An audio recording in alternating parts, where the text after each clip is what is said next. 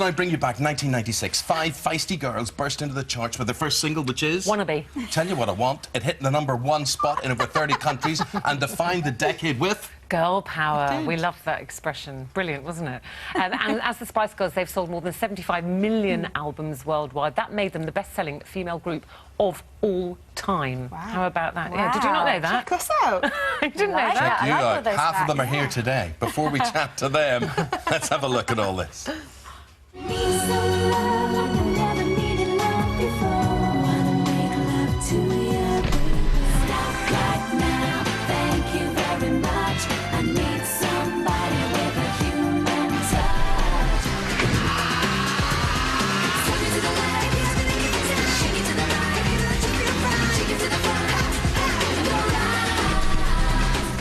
Be my lover, you have got to give.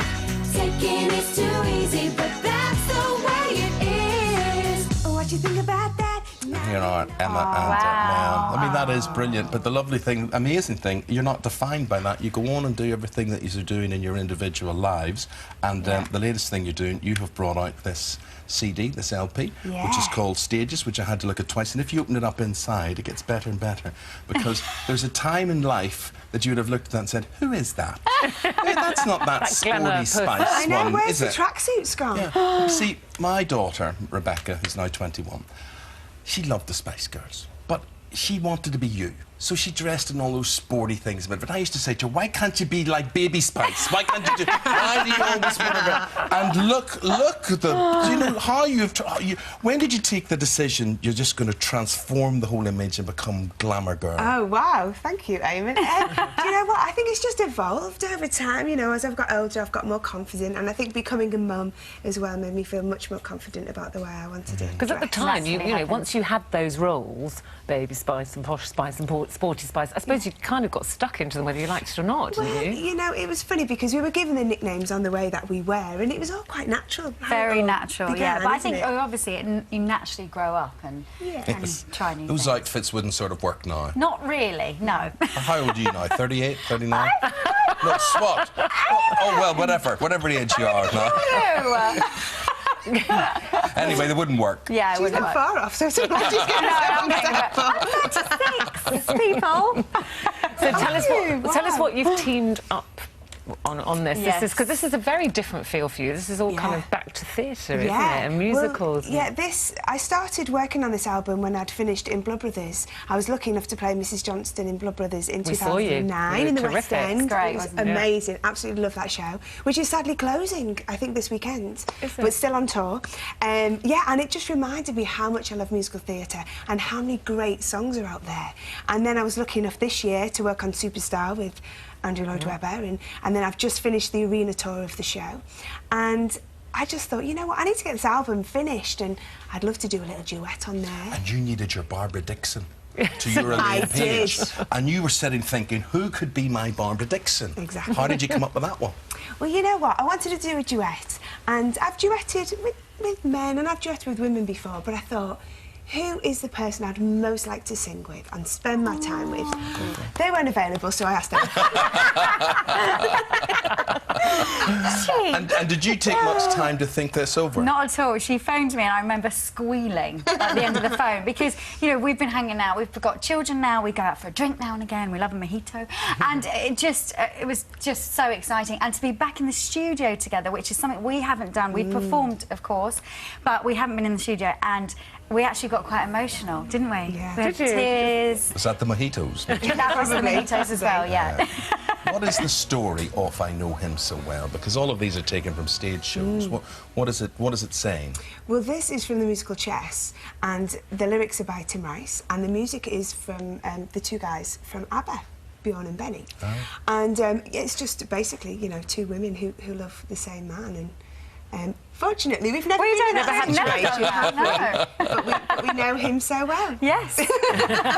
Listen, we want to talk to you about the Olympics because it was so lovely to see you all back together. What was that experience like? Because I read somewhere that you had to calm Victoria down. She had a panic attack on the way there. Oh no, I think all of us kind of looked after each other. We got nervous at different times of the day. Actually, I was nervous right at the beginning. Mel was in the middle. You know, Victoria was just. So it was just lovely to have each other ready. But we've spoke about this. Oh my goodness. We're still flying high off it. Yeah, It was incredible absolutely. night. And for us five, we kind of just loved every second of it. It was amazing. But I think the difference from, I don't know, where you did rehearse in a warehouse or something somewhere. Yeah. Did you ever expect that feeling when you got into that stadium? Could you ever have imagined what that would have been like? Anything can prepare you for that. But before we went on, we got a little huddle together and we said, you know what, this is going to be over so quickly. Yeah. We have to enjoy every second and look at each other and really take it all in. And we did. We did. Didn't we? Yeah, So absolutely. little get glimpse things- at each other. It was Do you get amazing. things like free tickets for doing that? I mean, do you get in to see the events? No, do you know what? We didn't, got did we? 2 tickets for that night. Yeah, that was so it. that was it. And what was it like standing on top of those taxis? How secure did you feel? Because Victoria looked like she had a bit of a wobble at one point. We all had a wobble, We I all had a think. wobble. They were Yeah. going like, I think about 20 miles an hour. and Which we is all had fast when you're heels. standing on the roof. Of course. In stilettos. Not that I had That was the stilettos on. scariest bit because you had no control over that. Everything else you do, Yeah. but yeah, that was scary. And did that give you a taste? Everyone must ask you this, I know, but did it give you the taste to do anything else together? Because it'd been a while since you had done. Yeah, we love working together, and of course we have got the musical coming up as well, Viva Forever. Yeah. Yeah, but are you in that musical? No, we're not, but we get to go. We're going together. We're going to the premiere, then we've got to do. So what is the concept of Viva Forever? It's all your songs set to a story then, Yes, is that? Yeah. Jennifer Saunders has written a brilliant story set to our music. Yeah. So It's fantastic, actually. It is about a girl band. It's not the Spice Girls, but there's lots of current pop cultural references, and it's funny, and it's heartwarming and emotional, and it's about relationships and fame. Yeah. It's full of girl power. And that's the 11th of December. That's Yeah, going the to hit premiere. Yes. the West That's a End. big premiere. Meanwhile, Mel's album is out now, stages, and it is music from shows. And I draw your attention particularly to track 3, which it says brackets featuring Emma Bunton, close brackets. That's the one to look out for there. It's a lovely Christmas thank you. present. Absolutely. Funny you should say that. You two are going over there to We are, prepare, yes. and a lovely rendition. We're looking forward to that.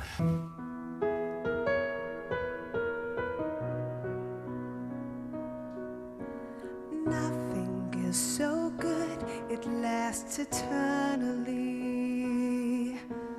Perfect situations must go wrong, but this has never yet prevented me wanting far too much for far too long. Wasn't it good? Oh, so good. Wasn't he fine? Oh, so fine. Isn't it madness?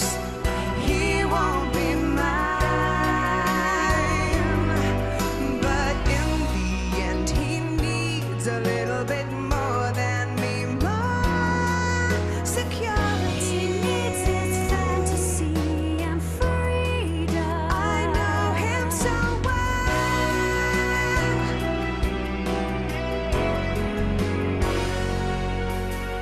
No one in your life is with you constantly. No one is completely on your side. And though I'd move my world to be with him, still the gap between us is too wide.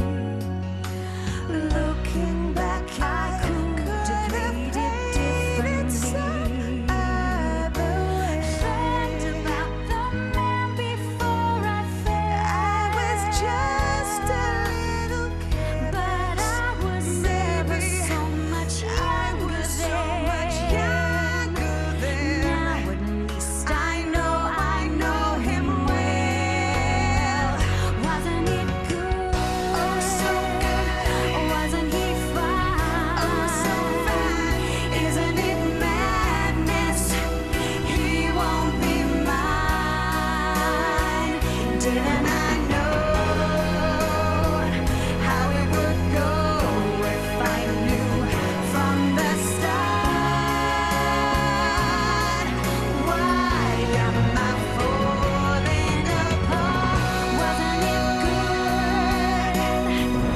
Wasn't he fine? Isn't it madness? He won't be mine. But in the end, he